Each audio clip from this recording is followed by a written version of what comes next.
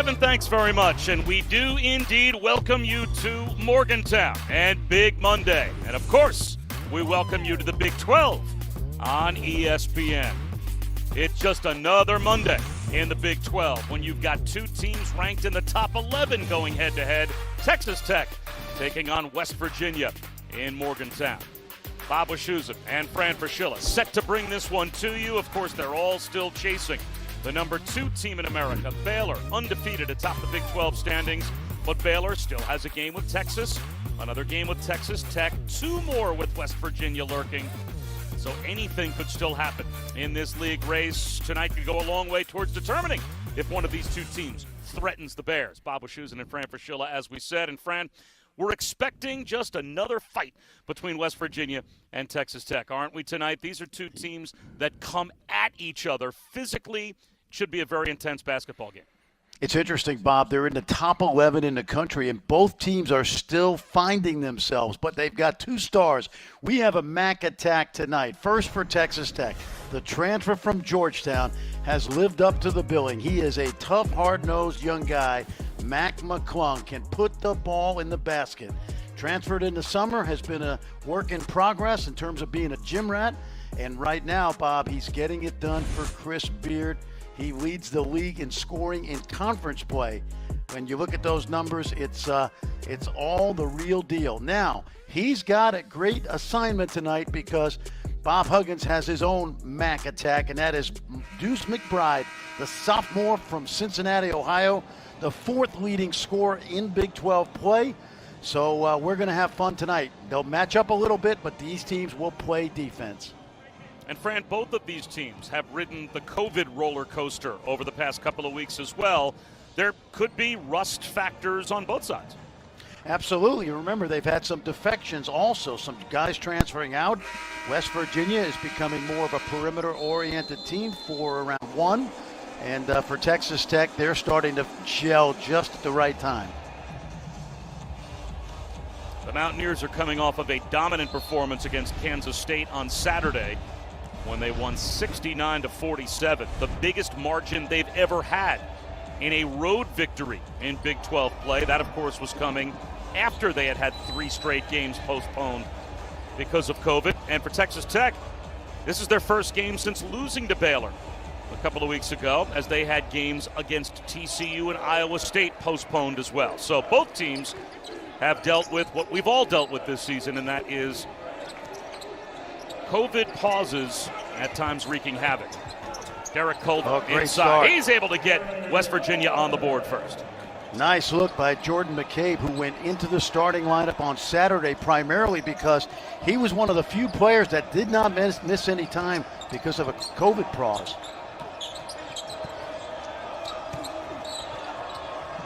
With the left hand and getting the soft roll is Marcus Santos Silva. Good start for the transfer from VCU. He's been up and down this year, but he brings you toughness and that ability to score inside.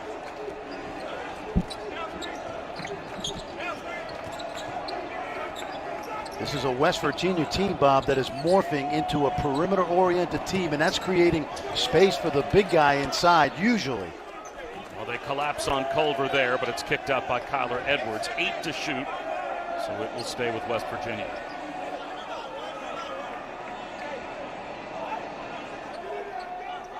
This West Virginia team, both McBride and Taz Sherman, have given them a great scoring lift from the perimeter. Watch McBride go to work. McBride with a step back. That's a little too strong, but sometimes the best offense for West Virginia is a miss because there's Culver working the offensive glass, but that's taken away and back the other way. Swooping in is Kyler Edwards. That's stripped out of bounds. It will stay with Texas Tech. And for the 4th consecutive year, Fran, Bob Huggins is on the nominee list for the Naismith Hall of Fame. Is this finally the year that he gets in? You know, it's an eventuality, as scoring on the offensive end is Micah Peavy. It's just a question of when, right, for Bob Huggins? That's right. Yeah, he's the 6th winningest coach in the history of college basketball. He's likely to pass Bob Knight and go into 4th place by the end of the season, so there's no question. They skip one to the wing, and there is Deuce McBride knocking down a triple. He's been red hot behind the arc, Bob. What I like about McBride is he's going to score from the perimeter and he can get into the paint. Long turns it over.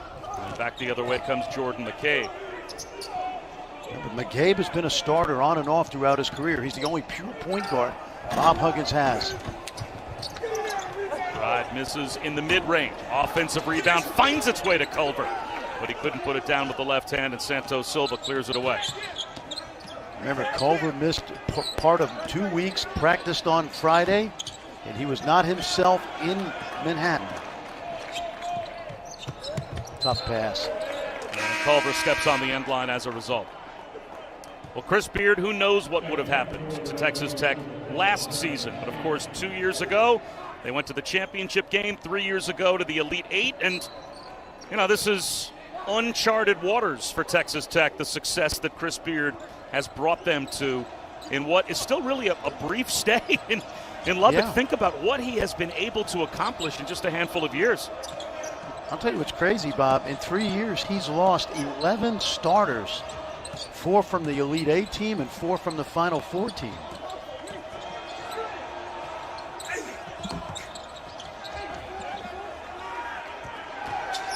Deep miss and an defensive rebound rather to McBride. A mid-range jumper is there for Taz Sherman. Well, we talked about him, Bob. He and McBride have really become 2 of the solid backcourts in this league. The junior college transfer is really coming into his own. Santos Silva will go to the free throw line as he draws the foul on Culver.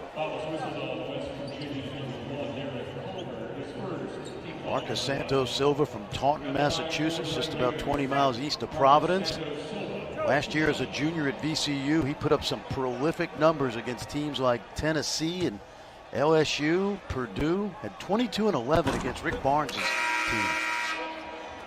And he's the only senior on the roster for Chris Beard. So you even start to think about what could become one of those, as you like to call it, get old and stay old kind of teams that he's got on his hands. Yeah, and ironically enough, this is the youngest of the teams that Chris Beard has had, because along with the 3 transfers, he's got a bunch of freshmen and sophomores. That's why I think this team can improve over the next 8 weeks, Bob. Now, how much better can these 2 teams get? We're looking at the number 10 and number 11 teams in America, and yet you think they're on the way up. Very much so. They have had a season worth of adjustments, both on and off the court. You mentioned COVID. Some guys have transferred. Guys have stepped into bigger roles. And I look for both teams to keep improving, even though this schedule in the Big 12 is a gauntlet. Santos Silva recovers. Nearly had it knocked away. Gets some help from Clarence Nadolny.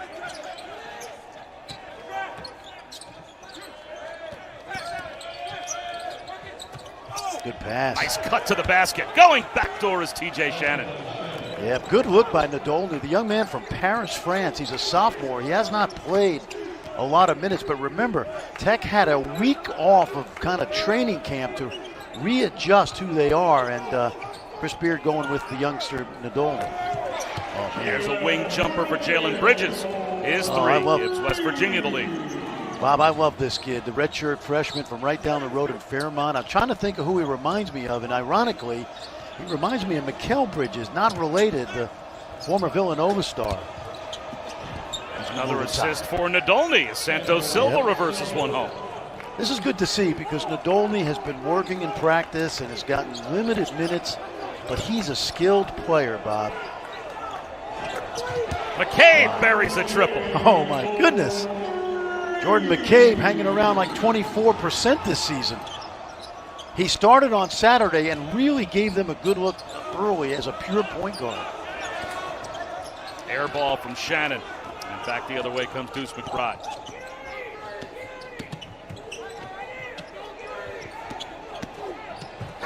McCabe will drive it. Hits the underside of the rim but draws the foul. 4-point lead for West Virginia. Fran talked about it. Oscar Tshiebwe. He has left the program. How has that impacted Bob Huggins' group? The coach will explain when we come back. ESPN's exclusive presentation of college basketball is brought to you by Phillips 66, proud sponsor of Big 12 basketball, and Progressive Insurance. Save when you bundle auto, home, or motorcycle insurance. Visit progressive.com. When Oscar Tshiebwe, the McDonald's All-American, left this program, it opened up the floor for spacing. With the two bigs in the lineup early, look how crowded it is in the lane. Since then, Bob Huggins has gone to 4 out, 1 in. That creates more moving and space for the big fella, Culver, inside. And just take a look at all the white jerseys. The lane is not crowded. It opens it up for Culver to score. And the other thing, Bob, you got to remember, 7 of the best 8 players on this roster are perimeter players. There's the shooting in Big 12 play. Non-conference with Oscar Tshiebwe, not so good. And what it's done, it's really created space for guys like Sherman and Bridges and, of course, Deuce McBride to play a little more freely. They can shoot the 3, they can drive to the basket. But like a lot of teams that we've seen in this league, they have morphed into a little bit of small ball. Are you surprised they were able to adjust as quickly as they seem to have been able to, or how much better can they get? I think they can get better at this, but you have to remember, Bob Huggins has traditionally been what we call a motion offense coach, which means freelance, random movement, and so instead of 2 inside, there's only 1 there, but the principles are the same. TJ Shannon with a nice pass to Tyreke Smith, but he couldn't hit from point-blank range. And McBride brings it back the other way. Finds a trailer, and there is a 3 for Bridges. This kid will be a star someday. Jalen Bridges from right down the road in Fairmont. He may be the best pro prospect that this team has, but he's only a freshman. His second made triple. Only had 8 made triples so far this season before hitting those last 2. And there's Culver clearing, and here comes McBride. You see, Bob, how it's 4 out, and they got more room right there. Bad pass, but still the spacing is there. Plung comes away after the deflection. Well, he's going to have his hands full with McBride, who's an outstanding defender. That will be a great matchup. Knocking down a 3 from the wing is TJ Shannon. There's a lot of good young talent on here tonight. TJ Shannon, it gets better and better. This league is full of really good sophomores. We're watching 2 of them tonight. This league is not a one-and-done league. It develops its own stars. Nice pass inside. There's a defensive breakdown and an easy 2 for McCabe. And Chris Beard wants a timeout. Not happy with his Red Raiders, leaving Jordan McCabe alone at spacing. Take a look at number 2, Jalen Bridges, who is what we call a small ball 4-man. Trails the play, lots of room, knocks it down, and this is what this team is starting to become. They've got skilled perimeter guys. Remember, in conference play, they're shooting the 3 very, very well. This young man is getting an opportunity and taking advantage of it. Just a redshirt freshman from right down the road in Fairmont. Sat out last year after winning the West Virginia Player of the Year award back in 2019. Mac McClung pulls up, rattles it home. Tough shot right there, Mac McClung. I'll tell you what I love about both of these guys, the Mac attack tonight. They are 2 of the best scorers inside the 3-point arc that you'll see in this league. They're mid-range pull-up jump shooters. McClung with pressure defense, but then it looks like Santos Silva will be tagged with the foul. That's his first. And Santos Silva will head to the bench. I had a great talk with former WVU star Deshaun Butler today about Deuce McBride. He said, don't underestimate how tough he is because of that football background. McCabe hooks one inside, and Culver draws the foul. He will do that often. Eric Culver draws about 6 fouls per 40 minutes of play. So when they throw that down in the lane, there's a pretty good chance that Derek Culver is going to go to the free throw line. And we thought this guy, according to Bob Huggins, might go to Alabama or Ohio State or Clemson at one point as a football player, that he was that good, Fran, when he was playing quarterback at one point at Moeller in Cincinnati. Cincinnati Moeller, one of the great high school football programs in the state of Ohio. Of course, their basketball program under Carl Kramer equally as good, because this young man won 2 state titles, and all he was 88-4 in 4 seasons playing for the Crusaders of Moeller High School, right there in Montgomery, What a right near my favorite injury restaurant. Yeah, a Liz Frank injury his junior year of high school basically took away his football career. They thought it might take away his entire sports career. But Bob Huggins said, you know what, he is worth the risk. Let's bring in Deuce McBride and see if it works out. It certainly has. And here he comes the other way. He's not Little really hesitation a point guard. dribble. Yeah, he's just a guard. And there's the follow by Bridges, who was off to a hot start. Now, there's something about him playing quarterback that translates on the basketball court because he's tough, he's smart, he's a leader, and he's not afraid of making big plays.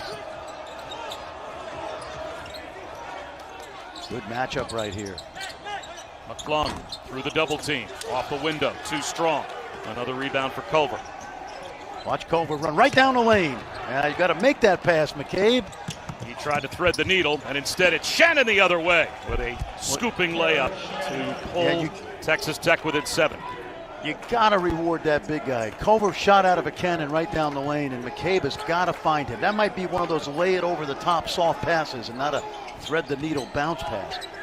But just keep your eye on Culver and see if he's got space from the foul line in. Through a double team here with the left hand. Pretty good, Bob. He operated from the foul line down. There wasn't really as big a crowd. E.J. Shannon goes right to the goal the other way, and Jalen Bridges is tagged with the personal foul on Big Monday from Morgantown. Takes us inside the play. Well, we talked about it. Without Oscar Tshiebwe, look at the room that Derek Culver has to operate. 4 on the perimeter. Have a little fun with this. Let's race for space right now as Culver at 6'10", able to use that quickness to get to the basket from the foul line, Bob. And you see what we're talking about. They have morphed into a small athletic team.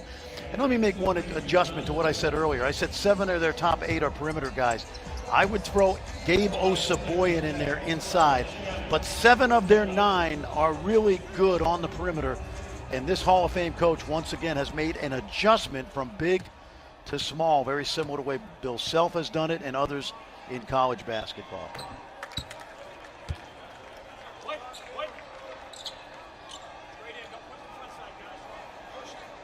Speaking of football, this kid, Terrence Shannon, TJ Shannon, his first love was football at Lincoln Park High School in Chicago. Did not have a high major offer in basketball until, hard to believe, after his senior year. And that toughness is showing well on the court.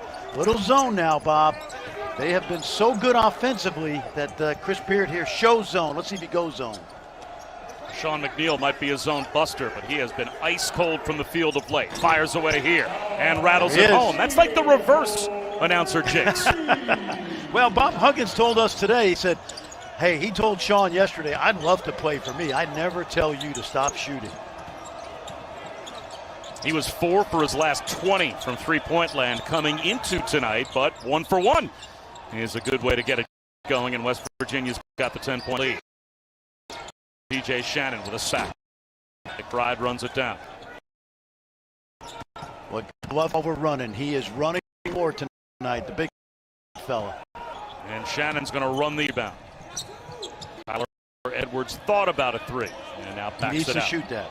Bob, he needs to shoot that. He's passing up a lot of good looks this season.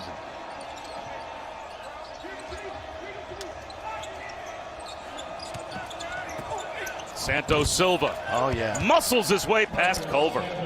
You know what he just did? He did exactly what Culver did to him on the other end. He caught the ball in that alley and took it right down the lane as Texas Tech perimeter guys were spaced out. Culver tried to answer, but the jump hook wouldn't go.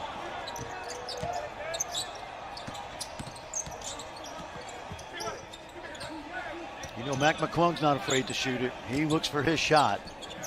Edwards in the mid-range. That rattles in and out. Culver's already getting a little 6 tired. Rebounds for Culver. Yeah, he's going to, I think Huggins is going to get him out, Bob, because he's been really running the floor. Lobs one inside here to Emmett Matthews, who allows the flyby, but has his shot rejected. Kyler Edwards gives it up. Santos Silva can't finish. And a chance for West Virginia to race the other way.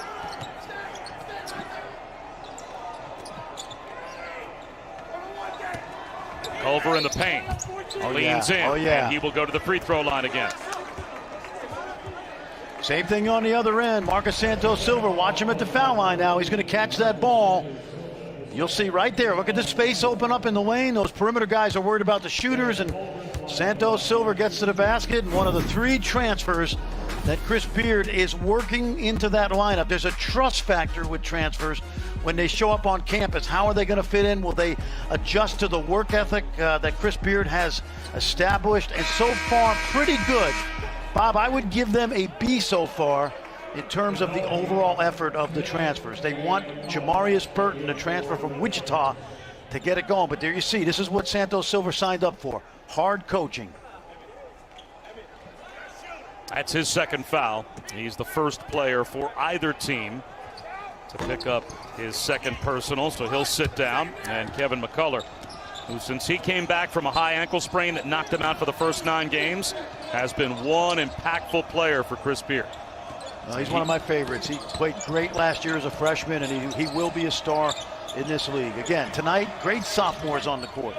Hands one off to McClung, who gets the roll. Oh, yeah. Gate City, Virginia. Got a family members there tonight, about 10 people in the arena. It's about a 5-hour drive, mostly up I-79 from right there on the Virginia-Tennessee border.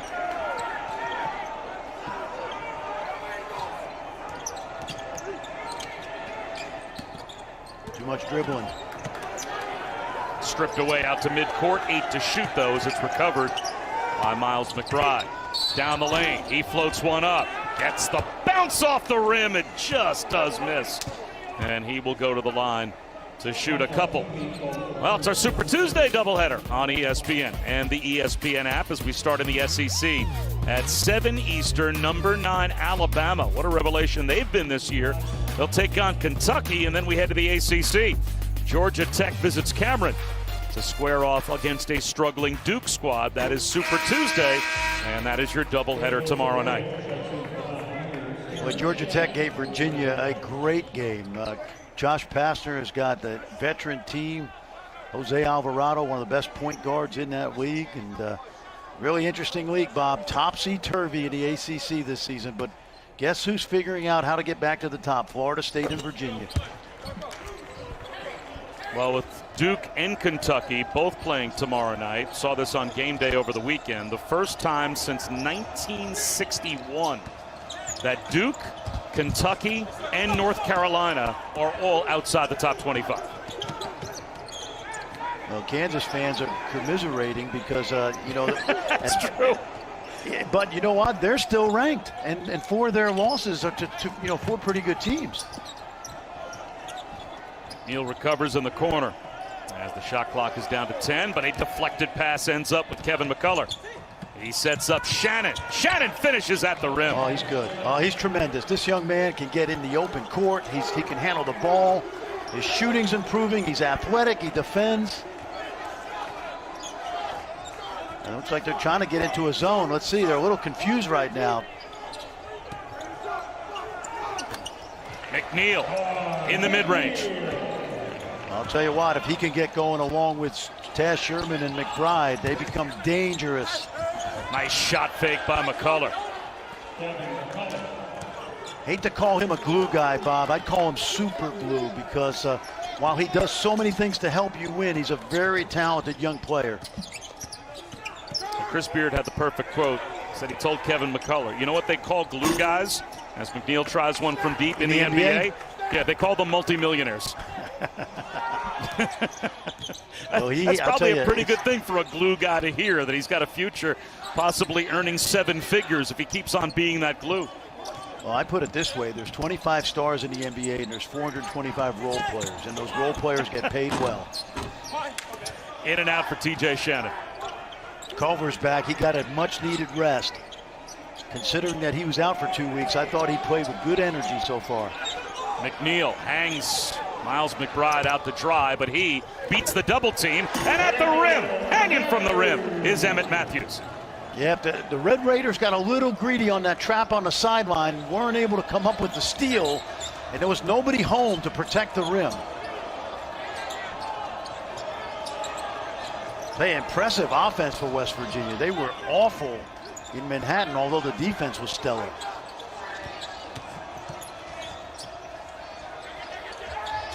Shannon from the corner. In and out for three. Getting a look at Kedrian Johnson right now. One of those JUCO transfers in the game for Bob Huggins. It looks like a foul has been called on Texas Tech. Well, Mac McClung, the Mac Attack.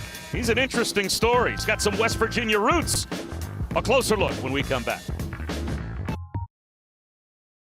McClung's playing in Morgantown tonight, but as we told you earlier, he's only about 5 hours down the road in Gate City, Virginia, right on the Tennessee border, Tri-City area, a town of 1,900. Of course, you know it as the home of the Natural Tunnel State Park. And if you're hungry in Gate City, Virginia, stop at Pal's. That's Mac McClung's favorite place. Get the double Big Pal and the cheddar rounds. Get a big sweet tea, and you'll be pretty happy. And speaking of Pal's and Pals of Mac McClung's and, of course, family members, there is the McClung family. 10 strong tonight. There were only about 400 people in the arena. And he procured 10 tickets tonight so the family could see him play close to home. He actually has a lot of West Virginia relatives as well. His father's side of the family has a bunch of relatives that date all the way back to a group that settled in Greenbrier County pre-Revolutionary War. And so they were all looking forward to maybe having a chance, if fans were allowed in the building, to come see Mac McClung play his first game at West Virginia. But, of course, we are still dealing with the after effects and the ongoing saga of coronavirus. So hopefully, in the not-too-distant future, college basketball and all of sports will be what it's supposed to be again, and that is getting the fans back in the building as Jamarius Burton knocks one down. Because, Fran, this place tonight would be a cauldron for number 10 against number 11 if the fans at West Virginia were allowed to be there. No question, Bob. You know what? We know how this building rocks and rolls, and yet I'm grateful that we have a game to call. Number 10, number 11. These kids are playing hard. They're excited to be on the court. And, man, if Jamarius Burton can get it going just the way Chris Beard predicted to us this morning, this team gets better and better. He averaged 10 points a game at Wichita State, and he's close to home because he grew up in Charlotte, North Carolina. And I wouldn't be surprised if he's got some family. Backdoor cut, McCabe off the side rim. McCullough comes away with the rebound. Well, they're opening the door for this team. Feeling it. That's an air ball. McCabe shovels one off. They got to move that ball a little bit. That ball started to stick a little. Wow. A straightaway jumper for Taz Sherman. You know, Bob, this is a good time to point out, this kid is 21 years old. He's a senior. If I were Taz Sherman, I would take advantage of the opportunity to come back for a 5th year. The JUCO transfer was just okay last year. He's getting better, and I think he would be a star next year. An offensive foul called on Miles McBride. An 8-point lead for West Virginia. They had led by as many as 10. It's Big Monday in Morgantown. Yeah, exactly. Nothing new, Seth. My power forward one year was 6'3", 260.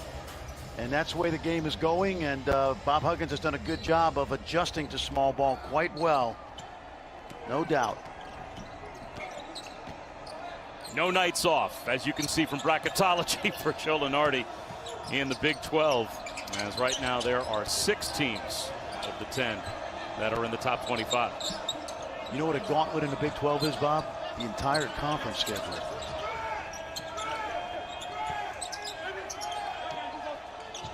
Burton with a nice pass up top and making it count with the ball movement is Chibuzo Agbo. Yeah, that young man from San Diego. I really liked him in high school, and he hasn't gotten a chance to play very much, but he can shoot it. Nice post up by the point guard, Burton, who's had a really good effect in this first half. Cutting to the basket, weaving his way through traffic, but not getting it to go is Jalen Bridges. Here he comes. Long, scoops it, can't finish. Agbo on the offensive glass. Battling with Bridges. And it looks like he'll be called for the foul.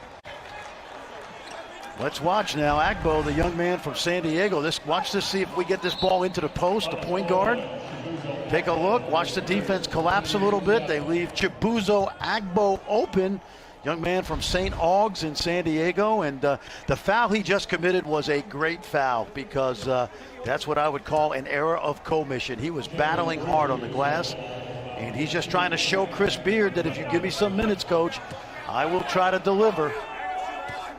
Well, Avery Brinson was injured in practice last Friday, so didn't make the trip. So now we see Chibuzo Agbo and Clarence Nadolny a little bit deeper down the bench for Chris Beard, as normally Avery Benson would kind of be that junkyard dog player that would be on the floor. But some players, as you said, that have worked hard in practice now getting an opportunity. Yeah. Well, and that's what happened this week. They had a week's worth of training camp because they missed 2 games. The other teams, TCU and Iowa State, had to shut it down. So Chris Beard went back to the drawing board and they worked on some things, and obviously giving these young guys a chance to play. And Bob Huggins did something similar, although they didn't have a chance to practice very much.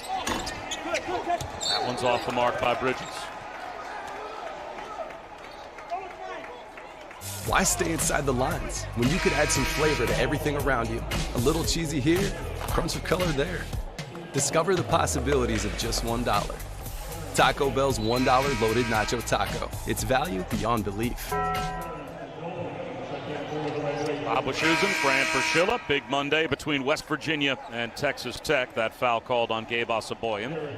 Only the 4th foul called on West Virginia here in the first half. You don't say that very often because they are usually a very physical team. And Bob, I did not think it would be this high a scoring a game. And if you're Chris Beard right now, you have started to slow down West Virginia just a little bit. And they've climbed back into this game. You see the field goal percentages, both teams making shots, and they're outstanding defensive teams. Watch the ball movement now. They're pretty much a 5-out team the way they are constituted right now. TJ Shannon off balance, yes. Fouled on the drive. But a lot of space. When they go to that 5-out offense, Bob, and they open up the paint, there's a lot of space in there, and it actually makes it a little bit more difficult for Culver to chase those little guys around the court. And that's Culver's second.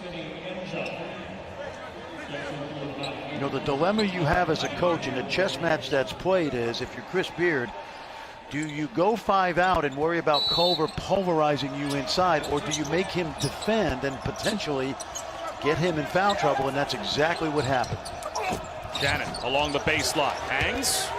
A lot of contact, no whistle. And back the other way comes McBride. He'll swoop in. That's high off the glass. And it looks like that will be an offensive foul called on Deuce McBride. Yeah, but I think Nadolny, the youngster from Paris, did he get his feet outside the arc? Let's take a look. He is established. That's a great job right there. He got himself on the ground before Deuce left his feet. He was outside the arc. Picture perfect job by the sophomore, as I mentioned. He went to prep school in Pennsylvania, not far from here. But he's originally from Paris, France. And I saw him in high school, Bob. He worked out in Dallas at SMU, and surprised he hadn't gotten a chance. But hey, he's getting it tonight. He's doing a nice job. So McBride picks up his second. So a little bit of foul trouble all of a sudden for Bob Huggins to worry about, arguably his 2 best players, and Derek Culver and Deuce McBride. Only 6 team fouls called against West Virginia in the entirety of the half, and yet 2 apiece on Culver and McBride. Essentially now you've got a small lineup out there again for Texas Tech. And look at the mobility of Kevin McCullough. First time we're seeing Seni Njai, the freshman for West Virginia, 6'10". He's getting a chance to play instead of Culver. Edwards knocks down a 3. See, for me, I want Kyler Edwards to get more aggressive. This is a young man that played key minutes on that Final Four team, and he's almost taken a back seat in a good way to McClung this year. But I think if he gets it going, it just opens up the game for McClung as well. McNeil thought about a 3, instead brings it to the elbow. Now he'll step back for a triple, and that's off the heel. The long rebound to Nadolny. Well, after a very slow start, Bob, the Red Raiders have a chance to tie or take the lead. I think Chris Beard is going to be pleased with the last 10 minutes of this half.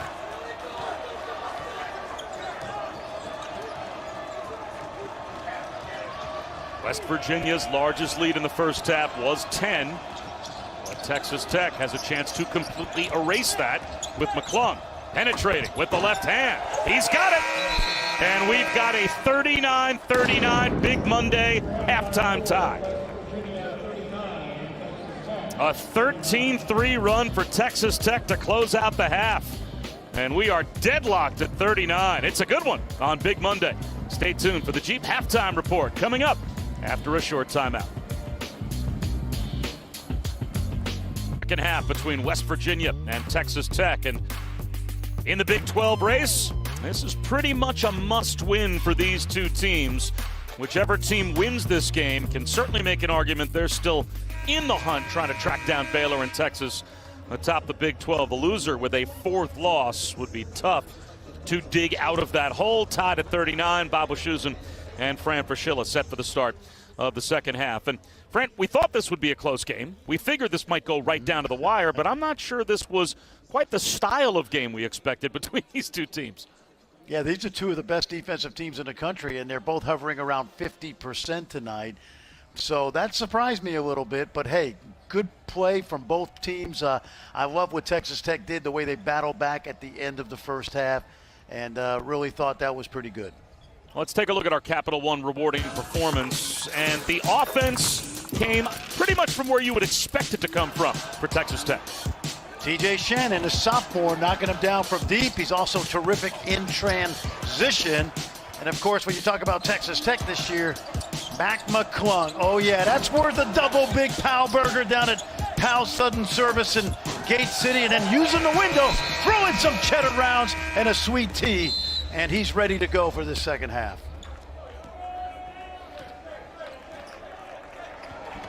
Bob, if we ever get to Gate City, I think we're going to eat for free. And we'll have you to thank for it. Santos Silva helps McClung get his dribble back. He penetrates, gives it up to the freshman Micah Peavy, who gets to hang from the rim. Now, the last 4 minutes of this game has been all Texas Tech.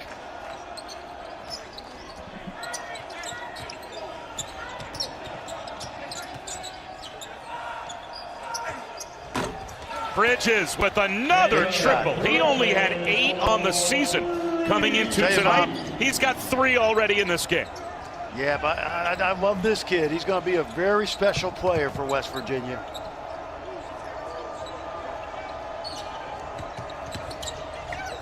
Devin McCullough with the jump stop. Bothered I thought he got by fouled. the swipe from Bridges. And I think he thought he was fouled.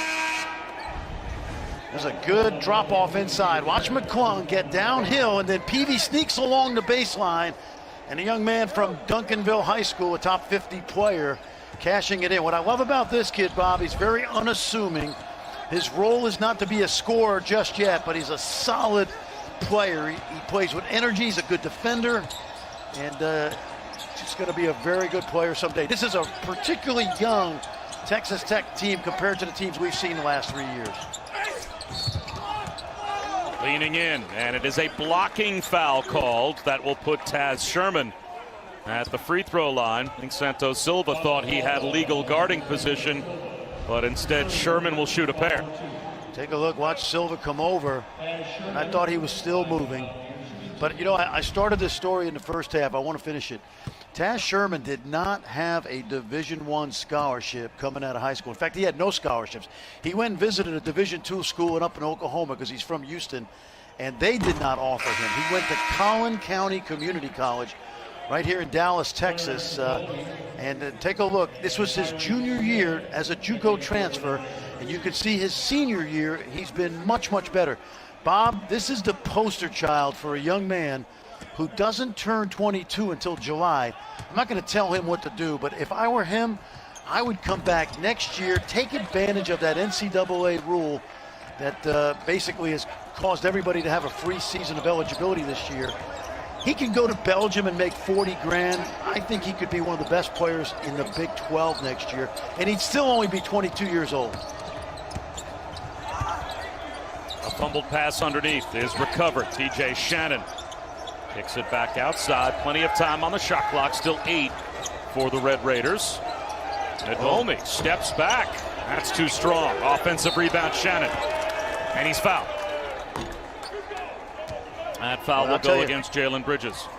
That was a great move by Nadolny, but what I like about him, Bob, for a young man that plays very little, limited minutes, great energy, and then watch the long rebound here by TJ Shannon. And I mentioned that football background. After high school, he went to IMG Academy, but not to high school. He went to the prep school, the post-grads, and from there got an offer from Texas Tech. McClung leans in, scores. Well, this game is setting up now to go down to the wire. Both of these teams playing with good rhythm.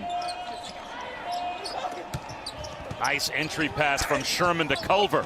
And Culver had a problem initially when he put it on the deck, but kept his composure and puts West Virginia back on top. Remember, Bob, he's still playing with a little fatigue in the system because he missed 2 weeks of practice. Oh, throw it down. That was like an accidental pick and roll. It looked like McClung lost the dribble. And it just took a fortunate bounce for Tyreek Smith right in his lap, and the seas parted. You're saying it was a fumble-rooski. Another freshman, by the way. That floater for Taz Sherman ends up with TJ Shannon. Here comes Nadolny. Boy, I'll tell you, Nadolny looks confident out there. This guy was in witness protection for much of the season. Shannon from the elbow, short.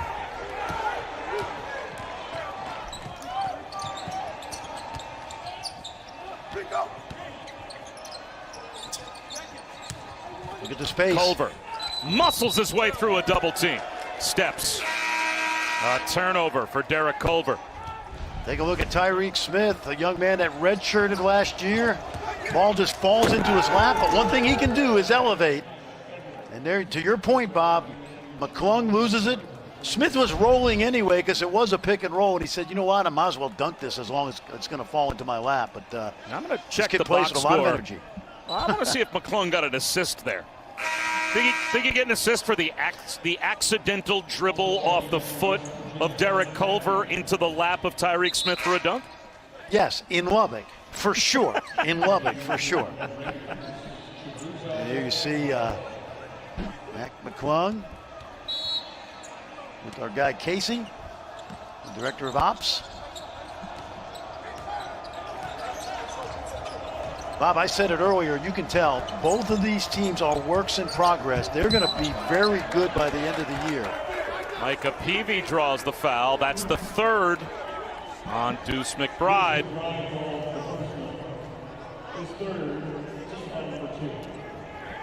Deuce has got to play on eggshells now. It's going to be interesting to see what Bob Huggins does.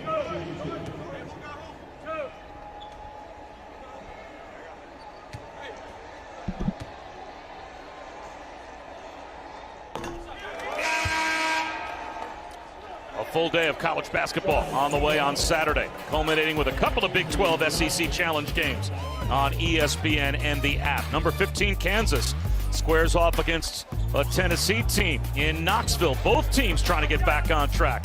That at 6 Eastern, 5 Central. And then we head to Rupp Arena for number 5, Texas, taking on Kentucky. They've only met twice in their storied histories. Both Wildcat wins back in 1993 and 2014. So some blue bloods playing in the doubleheader to cap the day of the Big 12 SEC Challenge. I'll tell you, Bob, I'm going to see a new blood on Saturday, and I am excited to see Baylor play the great Sharif Cooper. The freshman has only played 5 games as Matthews finishes at the rim, but I can't wait for Saturday. Sharif Cooper, 21 points, 9 assists. Take a look right here. Watch him reject the screen. And again, we talk about all that spacing.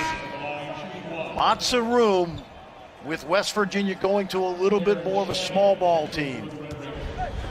The interesting thing about Bob Huggins, Bob, and I've known this guy since about 1982.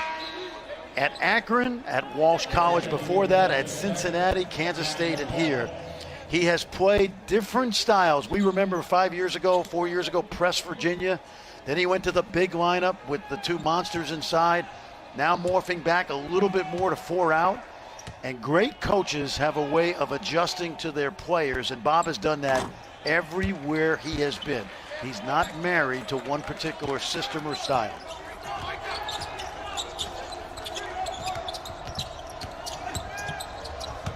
Pull up for Edwards. Well, if you're Bob Huggins at this point, there are a lot of lists that you're on, and they're mostly short. And one short list he's on, he and Roy Williams, the only two coaches to win 300 games at two different schools. And he's back at his alma mater and has, I think, found his retirement job in Morgantown. Well, one thing he did when he came back to West Virginia, he had a very veteran team. That's a charge.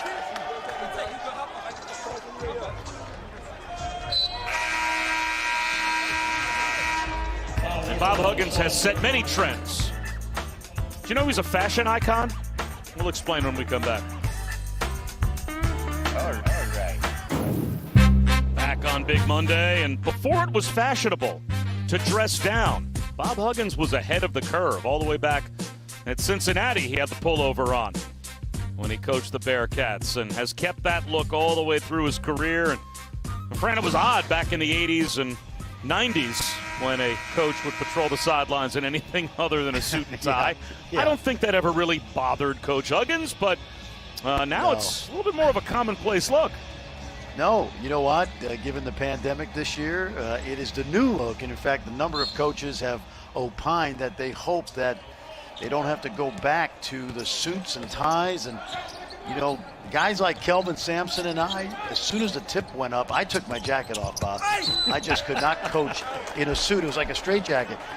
One year, my first year at Manhattan College, the tip of the game, I threw my coat into the stands and they gave me a tee 30 seconds in because I took my coat off. I got mad, threw it into the stands, and I said, I'm taking my coat off before the game next time.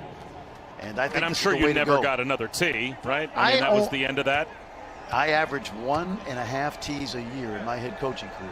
I'll have you know. Yeah. But all my coaching friends like this style. They think it's more comfortable. They look like high school gym teachers now. And it makes perfect sense, and it saves on the dry cleaning bill.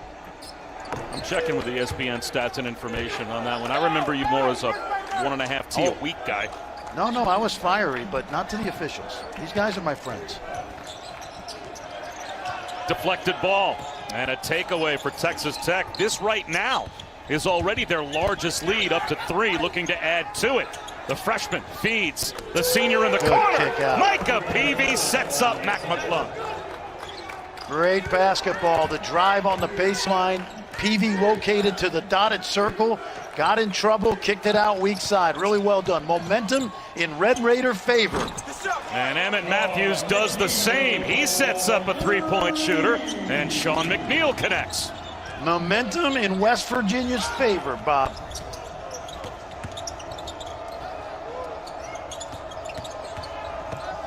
Tyler Edwards gives it up to Peavy. He spins right, has it blocked again. And now a foul will be called on Peavy. Bob, watch this offense by Texas Tech. There's going to be a baseline drive, and Peavy's taught to go right to the front of the rim. Watch him right there. Now he's in trouble, so what does he do? He looks weak side.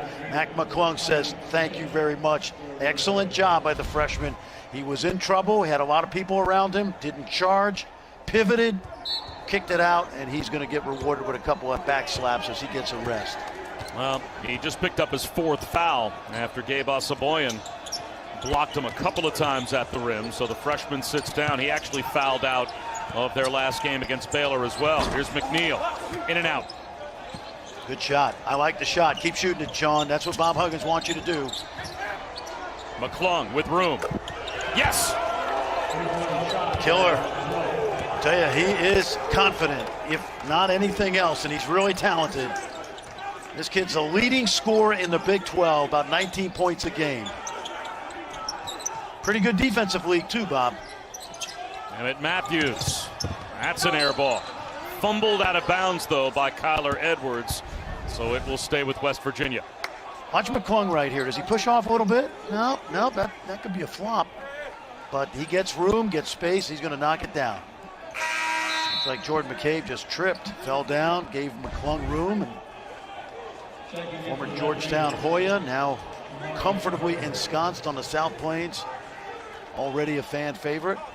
And Fran, you've talked about this. There has to be a buy-in on the part of a player to go play for Texas Tech and to go play for Chris Beard. Chris Beard said, look, we have to get players that fit. It's not all talent. This is a guy that's about winning. All Mac McClung wants to do is play in the NCAA tournament. Oh, yeah. You got to want to work if you want to play for Chris Beard. Kyler Edwards gets the steal and the finger roll, and Texas Tech, who trailed by 10 in the first half, now opens up an 8-point second-half lead. And West Virginia very sloppy since the halftime break. 11 turnovers for Bob Huggins' team, and he wants to talk things over. The Red Raiders by 8 on Big Monday on the road. Back on Big Monday. It's a January game that Texas Tech leads by 8 over West Virginia. But, Fran, as we know, the teams that aspire to national championships, Final Fours, they're trying to gear up for March. That's Chris Beard's mentality. Well, he talks about March basketball with his team, so it doesn't matter what time of year. It's all geared to playing well in March and April. And remember, in the last 2 NCAA tournaments, it's been Elite Eight and, of course, the championship game, the heartbreaking overtime loss to Virginia. And I love this team, Bob. I saw them beat Texas a couple weeks ago. Keep this in mind. Only 35% of the minutes played last year returned with this team. And you have a team of guys that are scrappy, tough, hungry, can score it. We've seen it tonight with Shannon, Edwards, McCullough, and certainly Mac McClung. And you get those young kids like Nadolny and Tyreek Smith getting an opportunity in their delivery. Well, McClung right now leads the way. He's got 16, but 9 different Red Raiders have scored at least a field goal. We've seen some guys come off the bench like Agbo tonight, Nadolny, Smith. Done a good job, especially this guy, Burton.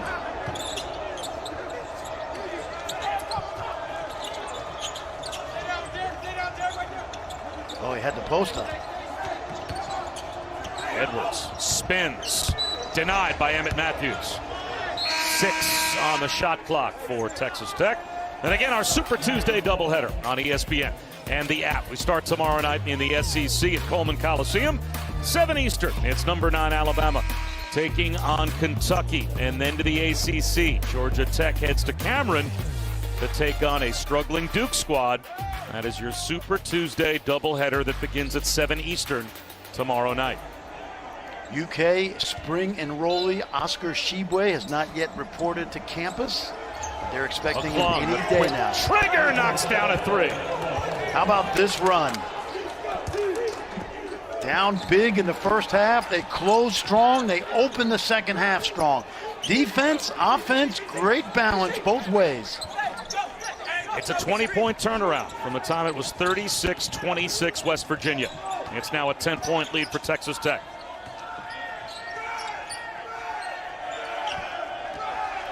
As Sherman, shot clock winding down. Off balance, comes up short. McCullough's got the rebound.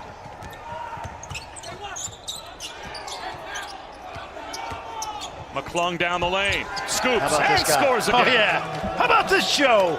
The Mac McClung Show. Playing in front of family and friends, just a few hours from home.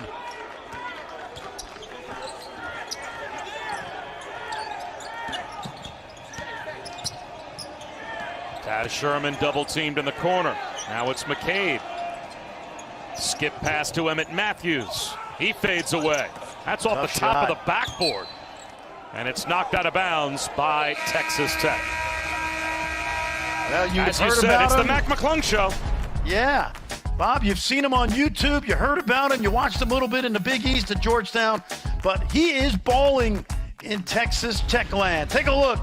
Showtime with skill.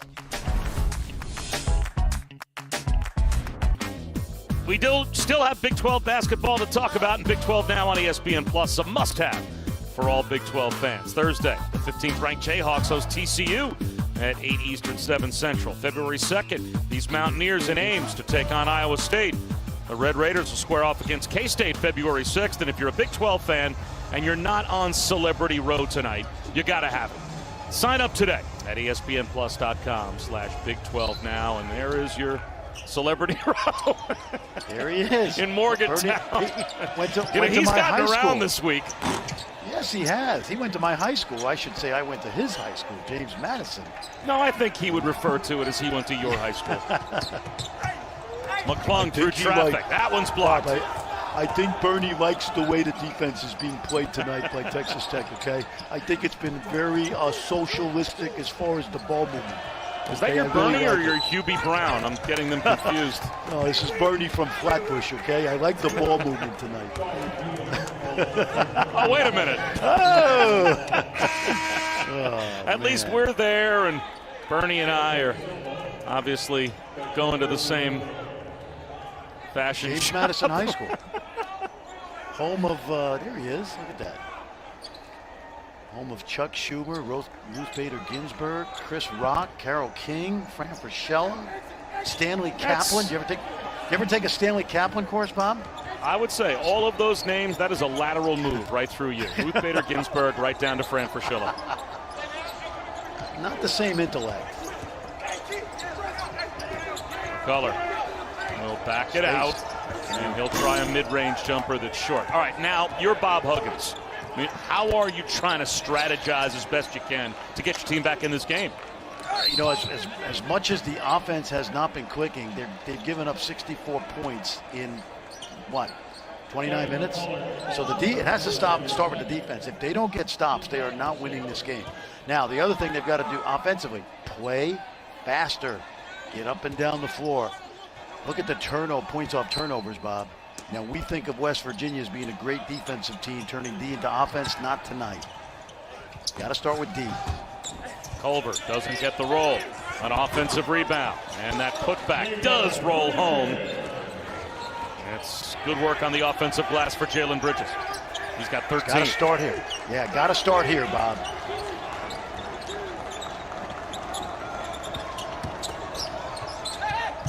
McCullough denied by Culver and taken back by Miles McBride with the left hand. He's able to finish. It is. Yep. Defense to offense. Good challenge by Culver without fouling. Get it to Deuce in the open court. And then have a comeback offense. You got to play a little bit more tempo. A little more up-tempo if you're West Virginia now. Who's man? Wide open in the corner and misses. Santos Silva kicks it back out to McClung. Two wide open misses for Texas Tech. And then a foul is called against the Red Raiders. What they need, Bob, West Virginia, is again, they need stops. Take a look. Watch Culver challenge the shot, and then Deuce McBride off to the races. This kid can score with either hand. Watch him use the left hand off the window. And they've got plenty of time. They're 4 or 5 possessions from getting back into this game, but it's got to start on the defensive end. You can't give up 64 points to a top 10 team in 30 minutes and think you can beat them. No way. Now, this is not the Javon Carter West Virginia Mountaineers, but we've seen them at times kick it up a notch. I mean, is that in their arsenal if at some point Bob Huggins feels like he's got to push the Javon Carter button and we got to go get him and beat West Virginia? Was I not with you in Stillwater a couple weeks ago? And did we not see some? Yeah, they turned up the heat and came back from 18 down. And I think what they've got to do is to see, right now, Texas Tech's in a rhythm. West Virginia has not really taken them out of their rhythm yet. Santos Silva. Oh my goodness. Flip off the glass and through. Culver just shrugged because he knew he played good defense, and Santos Silva hit a look what I found shot. McNeil. That's off the front rim. Offensive rebound, Culver. Swoops in and scores. Good job. He parked himself nicely on the backside. He knows 70% of misses usually go long to the other side, and he was in perfect position.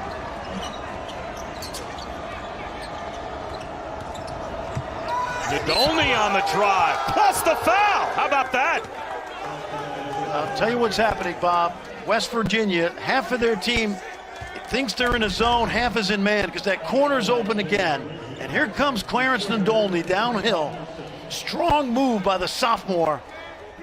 Terrific shot. And again, West Virginia, I think, got caught in between defenses. That's the third on Bridges.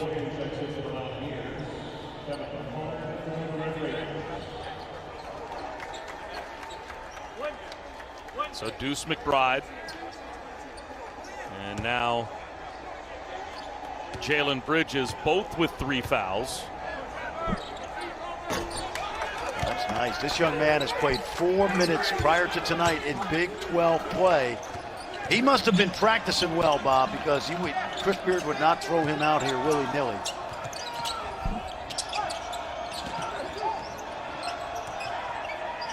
He's playing D now on McNeil. McNeil will drive it. Gets the roll. You got him. Yep.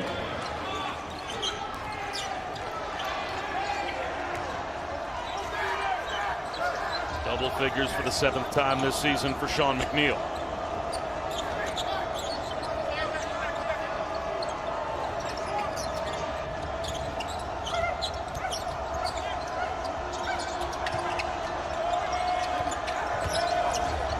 To shoot. Santos Silva swings one wide. Burton, a floater is good. This is the Jamarius Burton that Chris Beard talked to us about today, and he said our team can go up another level if we can get Burton to play like we know he's capable.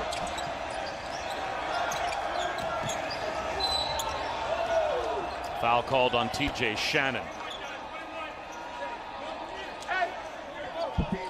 That's his second. And that will put Texas Tech over the limit, as both teams are out of fouls to give. So we'll shoot free throws the rest of the way. That's been an advantage so far for Texas Tech. Texas Tech at the line, 8 of 9. West Virginia at the free throw line as a team, 9 of 16. Well, the ironic thing about that, Bob, is that West Virginia is one of the best teams in the country at scoring at the free throw line. Not tonight. And Jordan McCabe, who was 9 of 10 at the line so far this season, even he throws up a miss. So 9 for 17 at the free throw line for the Mountaineers.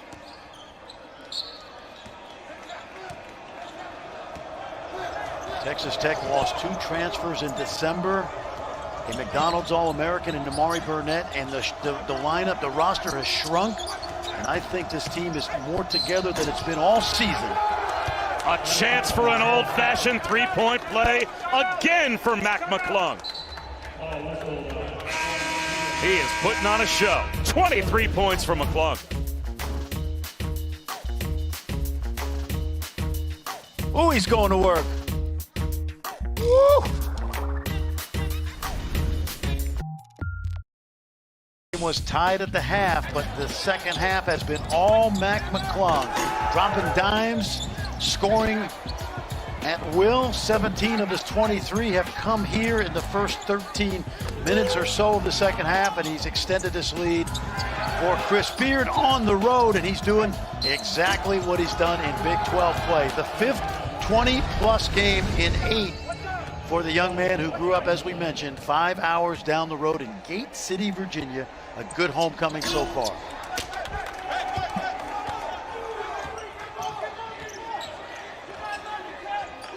Does West Virginia have a push in them?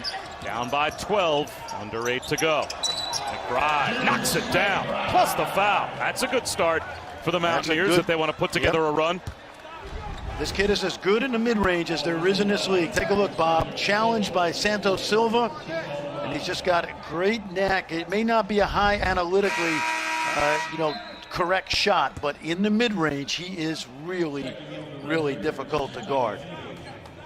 4 fouls now on Santos Silva.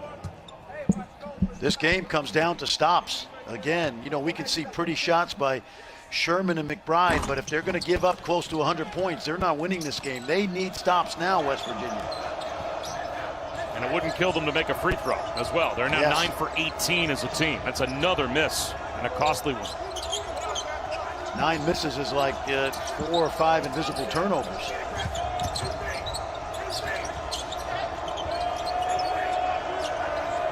McClung with 8 to shoot. Dribbles it out. 5 on the timer. Behind the back at the free throw line. Oh, man. Wow! He's got the full arsenal working tonight. A guy is a great scorer when he can make contested shots. And this kid makes tough shots. Doesn't matter who's guarding him. An answer from McBride. I've mentioned it earlier, I'll say it again. In the mid-range, these are two of the best in this league. They are murder inside of that three-point line. Peavy drives it, can't score it. McCullough with a hustle play, threw it past Peavy, out of bounds, and it belongs to West Virginia.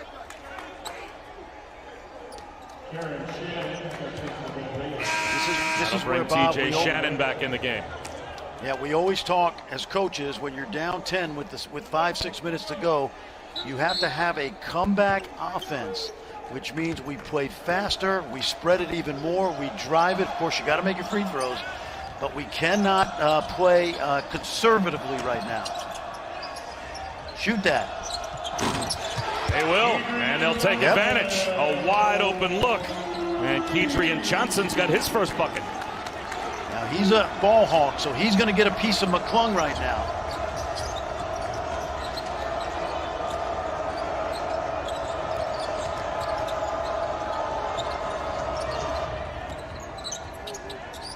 McCullough, top of the key. That won't go. It's run down by Kedrian Johnson. Again, play quick. A foul called on the McBride three.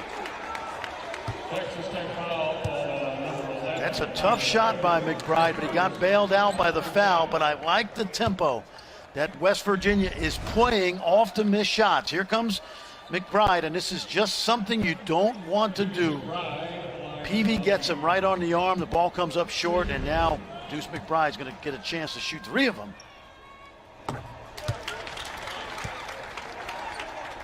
He's an 83% free throw shooter coming into tonight. But as a team, West Virginia was 50% at the line before McBride knocked that one down.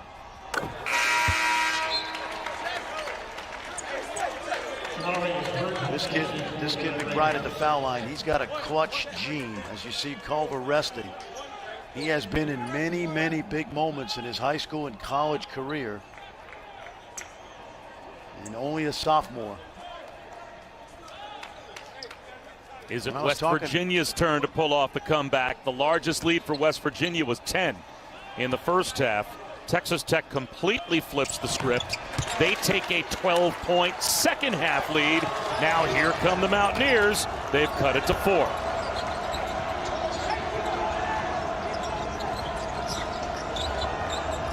Want to play aggressively, but you do not want to foul, and you don't want to foul out there.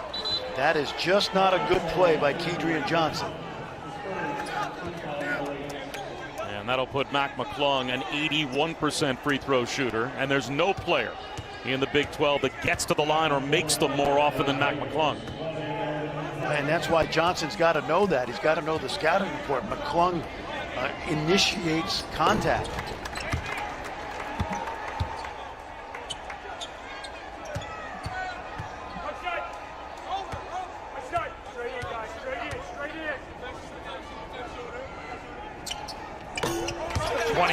For Mac McClung, third game in a row he has scored at least 20 points, and he's got Texas Tech up by 6.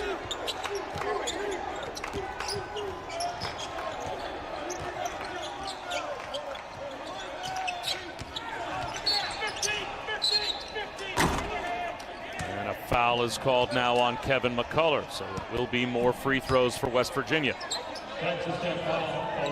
See Osabuoye, he took a shot from McCullough. Now this is not necessarily good for West Virginia because Gabe shoots 46% from the line. Take a look. Watch McCullough. He's going to, oh yeah, that's easy. We got him right where his octaves go up a little. But this actually may benefit Texas Tech because, again, Gabe, I snuck that in, Bob. He's not a good foul shooter. He's now 10 for 23 at the line on the season.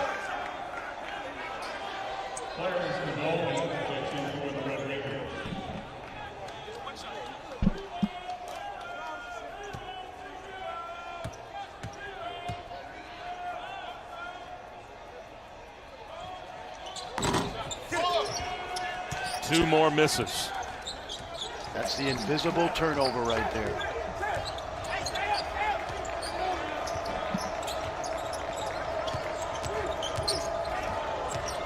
Again, be aggressive, but don't foul.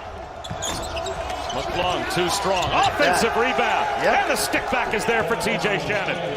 That was a 50-50 rebound, and TJ Shannon wanted that ball more than three guys in gold jerseys. A three at the other end for Deuce McBride. If you're Bob Huggins right now, you're saying we need stops, and we must secure the defensive boards.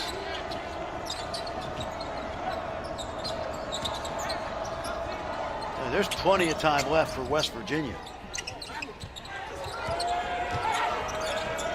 McDolney gives up his dribble. 8 to shoot. It's with McClung. Pulls up. That won't go. The rebound to Emmett Matthews.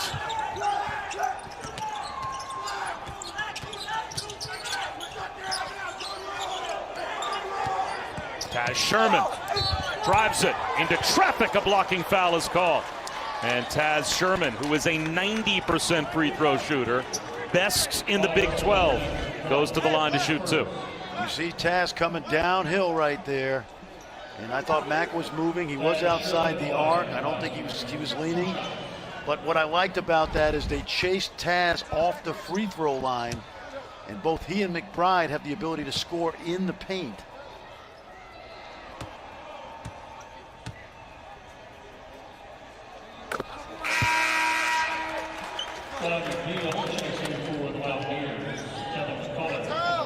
Color back in for Texas Tech. A chance at the line for Taz Sherman to make this a one-possession game with 4:23 to go.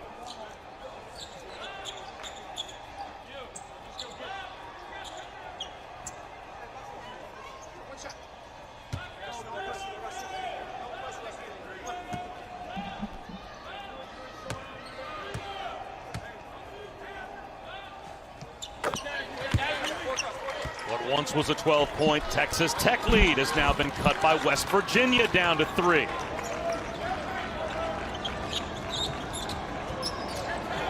Make Texas Tech earn baskets. Don't put them on the line. Texas Tech, use some clock, but stay aggressive.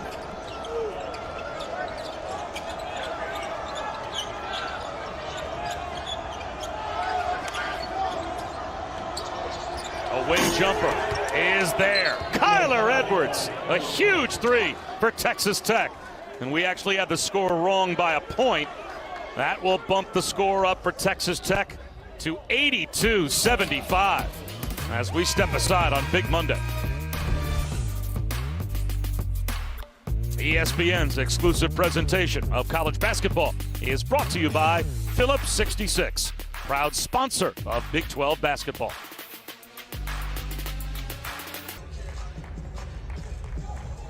It is Big Monday. Bob Wischusen, Fran Fraschilla, and down the stretch we go with 3:56 remaining. Texas Tech trailed by 10 with 5 minutes to go in the first half. Totally flipped the script. And as normal, Fran, why? Well, they've leaned on Mac McClung, and he has been every bit the shot maker tonight as he has been all season long. They have leaned on their leading scorer, and he has answered. Yeah, in the flow of the offense. I thought earlier in the year, because he's so fearless and competitive, he would over-dribble at times, gives the ball a headache. The ball was asking for Excedrin, but I think he's really, really maturing into the kind of player that Chris Beard had hoped he'd get transferred. There you see the family that's made the drive, and they've got to be pretty happy. You know, I was looking at the box score, and Chris Beard's played 10 guys tonight. There's not a single guy on that roster that I don't think can be a really good player. Even those young guys have contributed. McClung got a hand on that ball. It bounces out to McNeil. He hits a three. And by the way, there was a basket scored by Miles McBride. Our score was actually correct going to break. In the building, they gave him credit for a 2, went to the scorer's table, and accurately scored it a 3, hence the extra point for West Virginia, and why we've got a one-possession game again. Wide open. Edwards. Too strong. Gotta get that Uncontested rebound. rebound. Jamarius Burton. Bob, that's a 50-50 rebound. You got to play with a little more heart than that. You know, Chris Beard told us today this game would be won in the trenches with 50-50 rebounds, and that's the second one I can remember the last couple minutes. Where are those gold jerseys? Shot clock at 3. Burton has to force one. A long rebound again. Another 50-50 ball is run down by T.J. Shannon. DNA. McClung, backdoor to Burton. Wild shot. It goes! That is a DNA possession right there for Texas Tech. They preach it. They work on it. 50-50 balls become 80-20 balls when you play Texas Tech.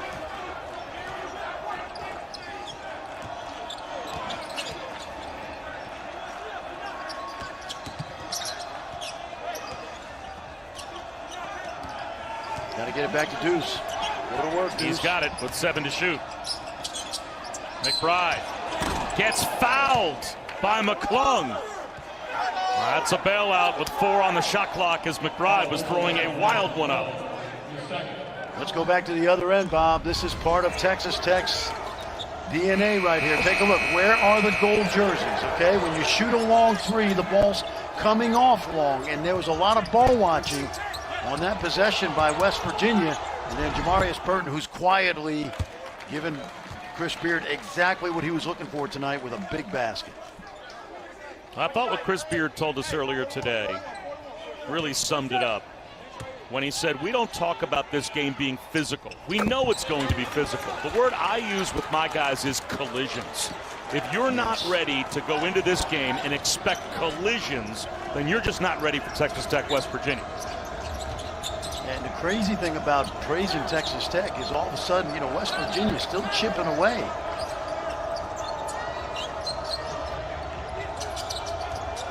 Keep the double team. Yep. Tied up along the sideline, and it will stay with 8 on the shot clock with Texas Tech. I like what Emmett Matthews did. The ball was on the sideline. He came up and hedged up on that little ball screen, and he stayed and double teamed McClung. Get that ball out of his hands.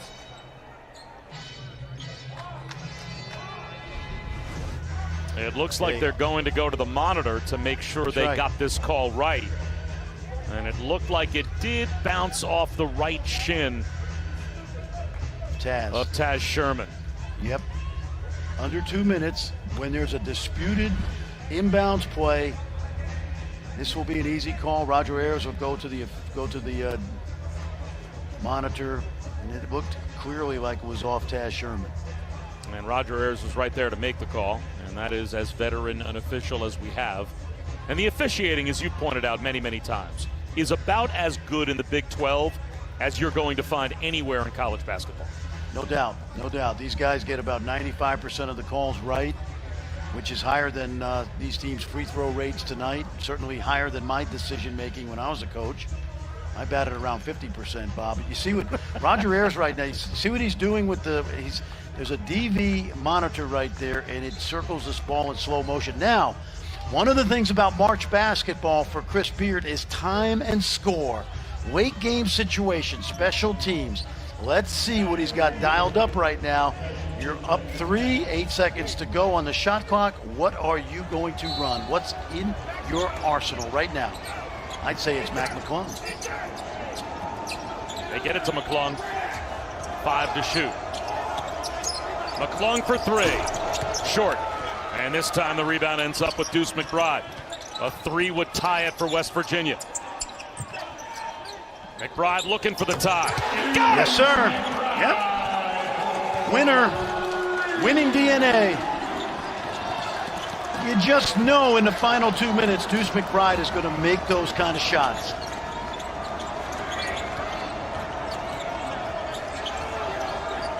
Can you get a stop, and can you get a rebound if you're West Virginia? Tyler Edwards, dangerous pass. McCullough sets up. McClung, who does it again. No, don't leave him open. A season high for McClung. He's got 30. 24 in the second half. Well, let's go back to Deuce McBride. Take a look. They're down 3. Transition. What's available? What are they going to give us? Well, I'll take the 3. Good rhythm shot behind the screen.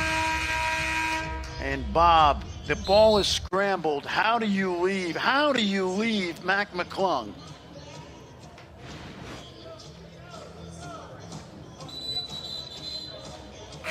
Points for McClung. That was his 4th made 3. He's 11 of 20 from the field.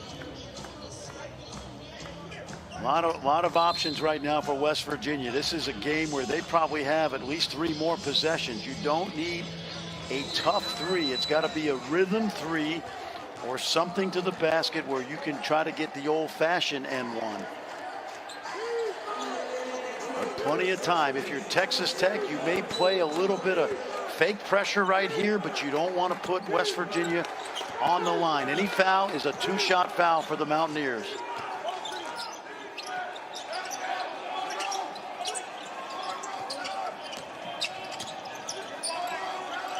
Good switching.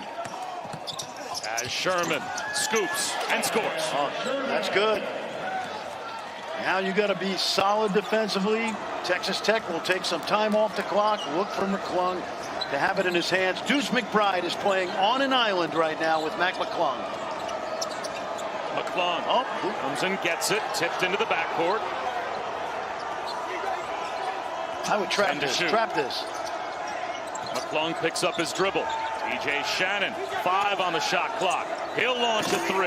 That's off the mark. It belongs to West Virginia. 20 seconds to go. Bob Huggins, he's got a couple of timeouts. Will he use one? Yes, he will. They'll talk it over with 16 seconds to go in a 1-point game. Now this is easy. This is easy for me, Bob. I want the ball in Deuce McBride's hands. Now you say why? That's obvious. Okay, he's a terrific player. We know he's great in the final minute. He's a great foul shooter.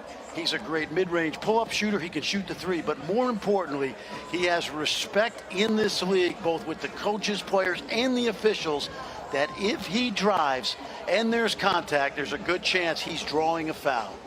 If you're Texas Tech now, you have to decide, do we trap any ball screen and take it out of Deuce's hands and make someone else beat us? If I'm coaching Texas Tech, knowing what I know about this kid, I do not let him beat me. I got to take it out of his hands if I can. So if you're Bob Huggins and you're going to now give Deuce McBride a 2-way go, is it yes. Sean McNeil or Taz Sherman? Which guy are you thinking is going to be his most logical option if you are going to do, as Texas Tech, everything to deny his ability to get to the rim? Well, here's what I would do. I would make sure he gets the ball, first of all, if I'm West Virginia. I don't set a ball screen here. The reason I don't want a ball screen is I don't want a second defender trapping. If the ball gets in cleanly to Deuce, I spread the floor, and you're not going to hold for the last shot because, remember, you're down 1, and you need a chance at an offensive rebound. But the first chance Deuce has to get into the paint to create for himself or to kick out for a teammate or a dump off to Culver, that's what we're doing right now. And no team in college basketball is better on the offensive glass than West Virginia is. A reminder, SVP standing by with SportsCenter as soon as we're done here on Big Monday. Texas Tech's got the 1-point lead. 16 seconds to go. West Virginia has the basketball. Bob Wischusen, Fran Fraschilla. And I'm actually surprised either of these two teams ever had a double-digit lead. They've both had double-digit leads in this game. And yet here we are exactly where we thought we'd be. Maybe not the kind of score. I don't think we were thinking this was going to be a game in the upper 80s, more like the upper 60s with the way these two teams can defend. But no surprise that it's a one-possession game with 16 seconds to go. Honestly, I was on Big 12 radio today, and I said 59-56. So throw that analysis out the window. But this comes down, this is perfect. This is DNA. This is what is in your DNA right now. We always talk about the toughness of both teams. Are we going to get a stop? Are we going to get an offensive rebound? Who's going to get the defensive rebound? Is Deuce McBride going to go to the line? Is he going to make a shot? It's all in play in the final 16 seconds.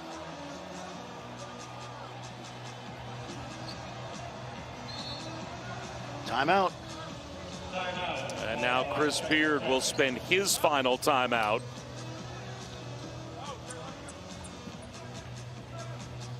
So West Virginia still has a timeout if they can't get it in.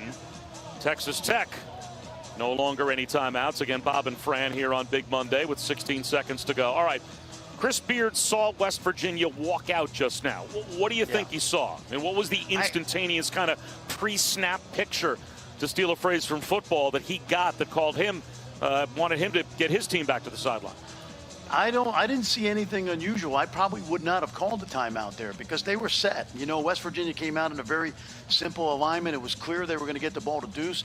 You can switch on to Deuce and try to deny it, but I was a little surprised Chris wasted that. When I say wasted, used that timeout there, because Bob Huggins did not come out at this timeout huddle with anything that I thought was tricky that Chris Beard's team couldn't handle.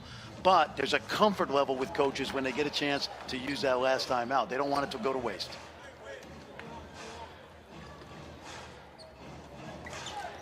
So again, West Virginia, if they have a hard time getting it in, they still have a timeout they can lean on.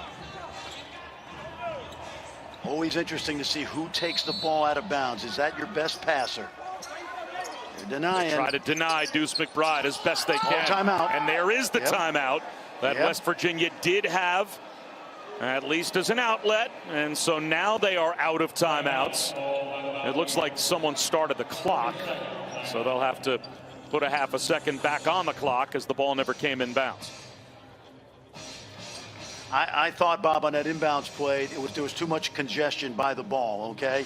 You had a lineup right here. Take a look. Look at all those guys. Watch how they keep the ball from Deuce. And then they screen and they switch. And what I would do if I were Deuce right now, I would seal my man and get that ball thrown into the backcourt. I would post up my defender and have the inbounder throw it into the backcourt. Hubie Brown, when he coached in the NBA, he had a designated inbounder. I don't know if you remember Scott Hastings, Bob, played with the Atlanta Hawks, right? Arkansas. He would play no minutes in 47.5 minutes. And if they needed an inbounds pass, they could trust Hastings to throw it in. So the key now is to get the ball to Deuce. He may have to post up, throw it into the backcourt. Well, now no margin for error. Both teams are out of timeouts with 16.2 seconds to go. You see how they've spaced the floor a little bit better than that line alignment. Kyler Edwards on McBride, and there is the backcourt entry. McBride with 12 seconds to go. Uses a screen. Gets to the baseline. Off balance. He's got it. 6 seconds to go. Here comes McClung. A one-point game. McClung floats one. Just off the rim, and West Virginia steals it on a McBride game winner.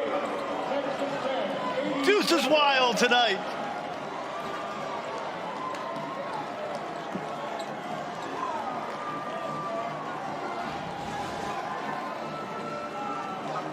There you go, Bob. Just what they drew up. Little ghost screen there, but let him go to work. Winning DNA. Get used to this, West Virginia fans. You're going to see it for a couple more years. One of the most precocious sophomores in the country. And Bob, watch the other way. Good shot. Can't fault McClung for a chance to win it, but doesn't get it done. A couple of weeks ago, Mac McClung knocked down a game winner in Austin to beat Texas at the buzzer, and just that close to another buzzer beater. Instead, it's Deuce McBride. What a game. He is our player of the game, brought to you by Phillips 66. 24 points, 7 rebounds, 6 assists, and his last bucket is the game winner.